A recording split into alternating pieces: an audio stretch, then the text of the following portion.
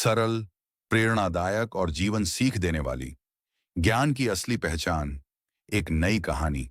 एक छोटे से गांव में अर्जुन नाम का एक लड़का रहता था। वह बचपन से ही बहुत उत्सुक स्वभाव का था। कुछ नया सीखने की उसकी चाह इतनी प्रबल थी कि लोग उसे प्रश्नों का बादशाह कहकर पुकारते थे। लेकिन अर्जुन की एक आदत थी।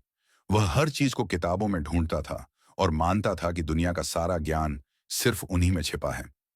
एक दिन गांव में एक वृद्ध साधु आए। लोग कहते थे कि उनके पास असाधारण बुद्धि और जीवन का गहरा अनुभव है। अर्जुन ने जैसे ही उनके आने की खबर सुनी, वह तुरंत उनके पास पहुंचा और बोला, महाराज, मुझे ज्ञान चाहिए। मुझे बताइए कि दुनिया का सबसे बड़ा ज्ञान क्या है।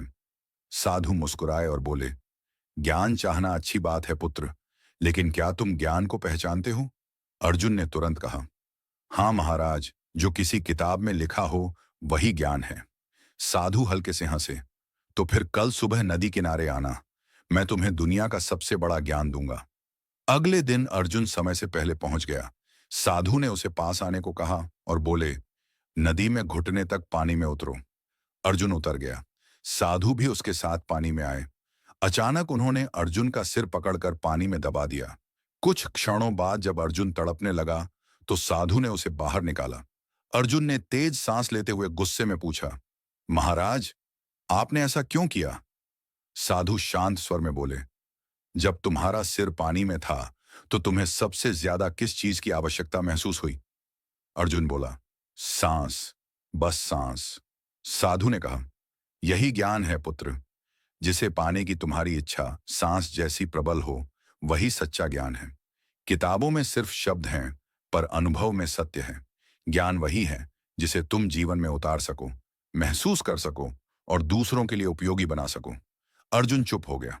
उसे समझ आ गया कि केवल पढ़ लेना ही ज्ञान नहीं, बल्कि उसे जीना, समझना और व्यवहार में लाना ही असली बुद्धि है। तभी साधु ने पास के पेड़ की ओर इशारा किया और बोले, क्या तुम जानते हो ये पेड़ बिना बोले कितना ज्ञान देता है? ये सिखाता है कि देना सीखो। छाया दो, फल दो, हवा को शुद्ध करो, पर बदले में कुछ मत मांगो। यही सच्चा ज्ञान है, जीवन को उपयोगी बनाना। अर्जुन की आंखें चमक उठीं। उसने पहली बार यह महसूस किया कि दुनिया में हर चीज से कुछ सीखा जा सकता है। प्रकृति से, अनुभव से, लोगों के व्यवहार से और अपनी गलतियों से भी। साधु ने अंतिम बात कही, ज्ञान का अर्थ सिर्फ जान लेना नहीं, बल्कि अपनी सोच को इतना प्रकाशमान कर देना है कि अंधियारे में भी रास्ता दिख सके। उस दिन के बाद अर्जुन बदला बदला सा हो गया। वह प्रश्न पूछता जरूर था, लेकिन उत्तर खोजने के लिए जीवन को ध्यान से देखने लगा।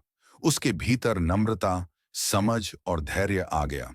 धीरे धीरे वह गांव का सबसे बुद्धिमान और आदरणीय युवक बन गया, क्योंकि अब उसने सच्चे ज्ञान का रहस्य जान लिया था। ज्ञान वही है जो जीवन को बेहतर बनाकर किसी और का मार्ग भी रोशन कर दे।